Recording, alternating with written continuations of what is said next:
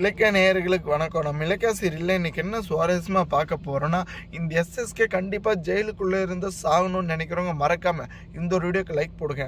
ஏன்னா வரப்போகிற எபிசோடில் பார்த்தீங்களா, இந்த ரேவதியோட முன்னாள் கணவன் இந்த எஸ்எஸ்கே தான் அப்படின்ற உண்மையும், அதே சமயம் பார்த்தீங்களானவா இந்த இலக்கியாவே வந்துட்டு எந்த ஒரு உண்மை தெரியக்கூடாதுன்னு மறைச்சி வச்சுருந்தாங்களோ அந்த ஒரு உண்மை இப்போ நம்ம கௌதமுக்கு தெரிய வருதுங்க.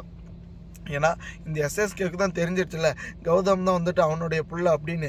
கண்டிப்பாக வந்துட்டு அத்தை நம்ம சொல்லிடலாம். ஒரு வகையில் இந்த எஸ்எஸ்கே வந்துட்டு பழசெல்லாம் நினச்சி திருந்திருந்தாலும் கொஞ்சம் சந்தோஷமாக தான் இருக்கும் அப்படின்னு அவசரப்பட்டு இந்த ஒரு உண்மையை வந்துட்டு நம்ம ரேவதி அம்மா கிட்ட சொல்லிட்டு இருக்காங்க. ஆனால் இந்த ஒரு தருணத்தில் தாங்க இப்போ பார்த்தீங்களான்னா நம்ம கௌதம் எதர்ச்சா உள்ளே வராங்க. உள்ளே வந்ததும் பயங்கர ஷாக்கு. என்ன சொல்கிறேங்க, உண்மையிலேயே வந்துட்டு என் அப்பா இந்த எஸ்எஸ்கே தான், அவனை வந்துட்டு நான் உண்டலைன்னு ஆக்க போகிறேன். ஏன்னா இவ்வளோ நாள் வந்துட்டு நம்மளை படாத கஷ்டத்தில் பட வச்சுருக்கான்.